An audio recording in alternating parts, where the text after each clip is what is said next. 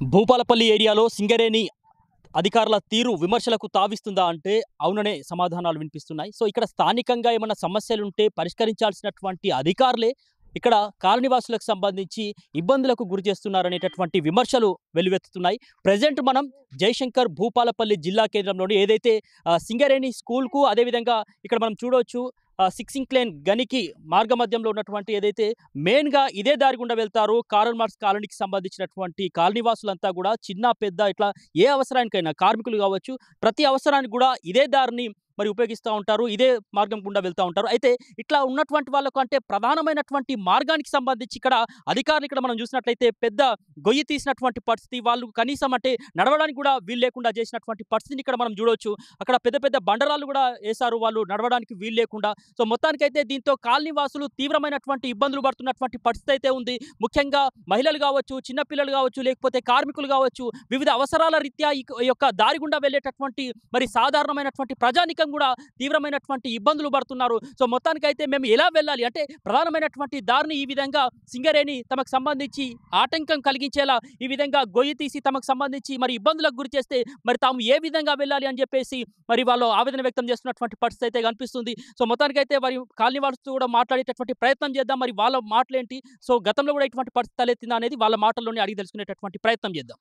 చెప్పండమ్మా, ఈ మెయిన్ మార్గాన్ని బంద్ చేయడం వల్ల ఎటువంటి సమస్యలు కనిపిస్తున్నాయి? మా లైన్లో సింగరేణి స్కూల్ పోయే వాళ్ళు ఉన్నారు పిల్లలు. 16 లైన్ బావి పని చేసేటోళ్ళు ఉన్నారు. ఈ లైన్ గుండా ఈడ మన గొయ్యి లెక్క తీసిరు. వాళ్ళు ఎట్లా వెళ్తారు ఏం కథ? ఇటు నుంచి చనిపోయిన వాళ్ళు కూడా తీసుకెళ్తారు.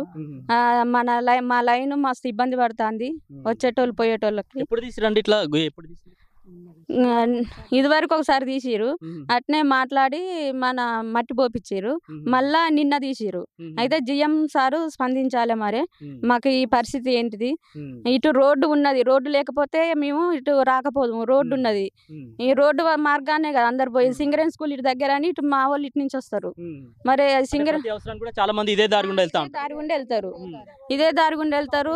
మాకు ఎట్లా మరి ఇట్లా తీస్తే ఎట్లా? మేము వచ్చేటప్పుడు పోయేటప్పుడు మాకు ఇబ్బంది అవుతుంది. జిఎం సార్ స్పందించాలని మేము కోరుకుంటున్నాం. అంటే గతంలో కూడా ఈ పరిస్థితి తలెత్తింది అంటున్నారు. మళ్ళీ ఆ రకంగా అంటే కాలనీవాసులకు ఇబ్బంది కలిగించేలా ఆ రకంగా ఎందుకు చేస్తున్నారు వాళ్ళు అని చెప్పుకోవచ్చు. ఈ సమస్య పరిష్కరించే వాళ్ళే అధికారులే మమ్మల్ని ఇబ్బంది పెడతారు. మరి ఎట్లా? మరి మేము ఎవరికి చెప్పుకోవాలి? మరి మీకు చెప్పుకోకపోతే ఎవరికి చెప్పుకోవాలి? మీరే ఈ సమస్య పరిష్కరించాలని కోరుకుంటున్నాం. అవ నువ్వు చెప్పమ్మా, ఎన్ని సంవత్సరాలకి వెళ్ళి ఉంటానో ఇక్కడ? 15 సంవత్సరాల సంది ఉంటాను. అంటే ఈ దారి అప్పటి నుంచి ఉన్నది? అప్పటి నుంచి ఉన్నది. ఇప్పుడు చచ్చిపోయిన వాళ్ళు కానీ ఇప్పుడు ఏ టూంలో కానీ మేము అప్పుడు ఏ టూంల కాడికే వచ్చేది. ఇప్పుడు అన్ని ఇంటికోటి బాత్రూంలు చేయబట్టి మనం ఇంట్లోనే ఉంటున్నాం కాబట్టి ఇంట్లోనే ఉంటున్నాం. ఇప్పుడు మేము అప్పుడు వచ్చిన కొత్తలో మాకు ఇదే ఉన్నది, మాకు ఈ దారే ఉన్నది. మాకు ఇట్లకెళ్ళే వచ్చినాం, ఇట్లా వచ్చినాం. మరి ఏం చెప్తావు? అధికారులు ఎందుకు మూసిర్రు? మరి వాళ్ళ గురించి ఏం చెప్తావు? వాళ్ళ గురించి ఇది చేసుడు పద్ధతి కాదు. మేము ఇట్లనే నడుస్తాం, అందరం కూడా ఇట్లనే నడుస్తాం. మా పిల్లలు గోలుతారు. ఇంట్లో అడ్డం పడేది నా పిల్ల, ఒక పిల్ల అడ్డం పడి గోలింది. దవాఖాన పోయినాం. మాకు ఇంత పరిస్థితి మాకు ఎన్నడూ రాలేదు, ఇప్పుడు వచ్చింది మాకు ఇంత పరిస్థితి.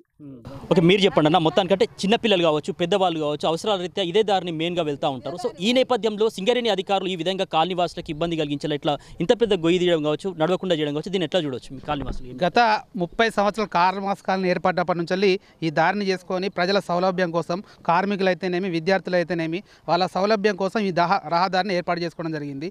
30 సంవత్సరాలు ఉన్నటువంటి రహదారిని ఇలా అర్ధాంతరంగా ఎవరికో డిస్టర్బ్ అవుతుందని చెప్పేసి ఒక సాకు పెట్టి ఈరోజు రహదారిని మోయడం ఎంతవరకు కరెక్ట్ అని చెప్పేసి అధికారులను ప్రశ్నిస్తూ ఉన్నాం. ఒకటి సింగరేణి యాజమాన్యానికి సంబంధించి రోడ్డు సింగరేణి అని చెప్తా ఉన్నారు. సింగరేణి దగ్గర పోతే మున్సిపాలిటీ సంబంధించి అని చెప్పి ఒకరి మీద ఒకరు నెట్టేసుకొని దీన్ని క్లీన్ చేయాల్సినటువంటి అధికారులే వాళ్ళు క్లీన్ చేయకుండా ఈరోజు దీన్ని సాగు చూపి ఇక్కడ మొత్తం చెత్త పోస్తూ ఉన్నారు, చెట్లు పెరుగుతూ ఉన్నాయని చెప్పేసి ఒక సాగు చూపి ఈ రహదారిని మొత్తం మూసివేసే ప్రయత్నం చేస్తూ ఉన్నారు ఈరోజు. సో అంటే మెయిన్గా ఈ దారిని మూయడం వల్ల వాళ్ళకి ఏంటి అసలు దానికి సంబంధించి? వాళ్ళకి ఏందో మాకు అర్థం కావట్లేదు కానీ ఇలా ప్రజల యొక్క కష్టాలు తీర్చాల్సినటువంటి అధికారులే ఈరోజు ప్రజలను ఈ నానా ఇబ్బందులు పెడుతున్నారని చెప్పేసి ఈ సందర్భంగా తెలియజేస్తా ఉన్నాం. మొన్నటికి మొన్న ఈ గుంత తీయడం వల్ల మేమేమనుకున్నామంటే మేము అడిగితే ఇలా పైప్ లైన్ కోసం తీసిందని చెప్పేసి దాదాపు 15 రోజులు ఇదే గుంత ఇట్లే ఇసిపెట్టిన జరిగిన సందర్భం ఉన్నది. దానిలో ఒక వ్యక్తి వాడి ఆయనకు దెబ్బలు తగిన తరుణంలో ఈ కాలనీ ప్రజలందరూ కలిపి మళ్ళీ ఒక చిన్న దారిని ఏర్పాటు చేసుకున్న తర్వాత మళ్ళీ దారిని ఏర్పాటు చేసుకున్నారని చెప్పేసి నిన్న వచ్చి నైట్ పూట సాయంత్రం పూట ఎవరు లేని టైం చూసి మళ్ళీ కందకం తీసిపోవడం జరిగింది. అంటే నైట్ డ్యూటీలకు పోయేటువంటి కార్మికులు ఎవరైతే ఉన్నారో ఈ బాట ఎప్పటికి ఉంటుందని చెప్పేసి వాళ్ళు అదే విధంగా రావడం జరుగుతుంది. ఇక్కడికి వచ్చిన తర్వాత ఈరోజు బాట చూసి ఇక్కడ కందకం చూసి వెనుక మర్రిపోయి లేకపోతే కొంతమంది అలా పడిపోయేటువంటి ప్రమాదం కూడా జరుగుతూ ఉంది. సో మొత్తానికి ఈ సమస్యను అధికారుల దృష్టికి ఏమైనా తీసుకుపోయి ఒకవేళ అధికారులు స్పందించకపోతే మీరు ఏ విధంగా ఉండబోతుంది మీ కార్యాచరణ? గతంలో ఈ ఎవరైతే మధుసూదనాచారి ఎమ్మెల్సీగా స్పీకర్గా ఉన్నటువంటి మధుసూదనాచారి గారు ఉన్నప్పుడు ఈ సమస్యను ఆయన దృష్టి తీసుకుపోవడం జరిగింది. ఆయన ఆ రోజు దీనికి సంబంధించి ప్రజల ఎసెన్షియల్ దారి, ఎందుకంటే ఇక్కడ సులభ్ కాంప్లెక్స్ ఇక్కడనే ఉన్నది, స్కూల్ ఇక్కడనే ఉన్నది, కార్మికులు ఇక్కడనే ఉన్నారు. వీళ్ళకు ఎవరైనా ప్రమాదశాత్తు చనిపోయినా ఏ జరిగినా కూడా ఇక్కడ శ్మశాన వాటిక కూడా కార్మాస్కానికి సంబంధించి 30 సంవత్సరాలుగా ఇక్కడనే శ్మశాన వాటిక నిర్వహించుకుంటూ ఉన్నారు. వీళ్ళందరికీ సౌకర్యం కోసం ఇక్కడ రహదారి ఏర్పాటు చేయాలని చెప్పేసి ఆయన అప్పటిదప్పుడు ఇక్కడ రోడ్డు కూడా శాంక్షన్ చేసుకోవడం జరిగింది. అంటే 15 సంవత్సరాల నుంచి ఉన్నటువంటి రోడ్డును ఈరోజు వీళ్ళు అర్ధాంతరంగా వచ్చేసి ఆ రోడ్డు లేదు, ఇదంతా సింగరేణి సంబంధించింది అని చెప్పేసి దీన్ని మొత్తం 6 లేన్ మైన్ కలుపుతాం, లేకుంటే సింగరేణి స్కూల్కు సంబంధించి ఈ మొత్తం క్లోజ్ చేసి ఈ రహదారిని క్లోజ్ చేసేటువంటి ఒక కుటిల ప్రయత్నం చేస్తూ ఉన్నారు. ఆ ప్రయత్నాన్ని మానుకోకపోతే మాత్రం ఖచ్చితంగా పెద్ద ఎత్తున ధర్నా కార్యక్రమం అని చెప్పేసి ఏదైనా చేసైనా ఈ రహదారిని సాధించుకున్నంత వరకు కూడా కారణ మాస్కానికి సంబంధించి మా లైన్ పరంగా దేనికైనా సిద్ధంగా ఉంటామని చెప్పేసి ఈ సందర్భంగా తెలియజేస్తూ ఉన్నాం. సో చూసారు కదా, దాదాపు 30 ఏళ్ల సంది కూడా ఇదే ఒక మెయిన్ దారిగా ఇక్కడ ఉన్నటువంటి చిన్న పెద్ద ముసలి వాళ్ళు ప్రతి ఒక్కరు కూడా ఈ దారి గుండా వెళ్ళేటటువంటి పరిస్థితి ఉండేది. సో మొత్తానికి అర్ధాంతరంగా ఇక్కడ ఉన్నటువంటి అధికారులు ఇక్కడ సమస్యను పరిష్కరించాల్సినటువంటి అధికారులే మరి తమను సమస్యను సృష్టించేలా ఇక్కడ మరి వెళ్లకుండా ఇక్కడ బాటకు సంబంధించి అక్కడ గొయ్యి తీసి ఇక్కడ బండరాళ్ళు వేసి మరి నడవలేకుండా చేయడం అనేది మరి ఇది పద్ధతి కాదని చెప్పేసి కాలనీవాసులు అయితే చెప్తా ఉన్నారు. ఒకవైపు కార్మికులు వెళ్ళడానికి ఇక్కడ 6 లేన్ గని కావచ్చు, మరోవైపు స్కూల్ కావచ్చు, అదేవిధంగా ఇక్కడ కారన్మార్స్ కాలనీకి సంబంధించి మెయిన్ దారి. సో దీన్ని మూసేయడం వెనుక అసలు ఆంతర్యం ఏంటి అని కూడా వాళ్ళు ప్రశ్నిస్తూ ఉన్నారు. సో రాబోయేటటువంటి రోజుల్లో మాత్రం మరి దీన్ని కనుక సమస్యను కనుక పరిష్కరించకపోతే తీవ్ర స్థాయిలో ఆందోళన కార్యక్రమాలు చేపడతాం, ఖచ్చితంగా మా దారిని మేము సాధించుకుంటామని చెప్పేసి అయితే కార్మికులు చెప్తా ఉన్నారు. అదేవిధంగా చివరి మజిలీ ఏదైతే మనిషి చనిపోయిన తర్వాత చివరి మజిలీకి సంబంధించి కూడా ఇదే దారి గుండా వెళ్ళేటటువంటి పరిస్థితి ఉంటుంది. సో ఆ దారిని మూసేయడం ఏంటి అని చెప్పేసి ఇక్కడ వాళ్ళు ఆగ్రహం వ్యక్తం చేస్తున్నటువంటి పరిస్థితి అయితే కనిపిస్తుంది.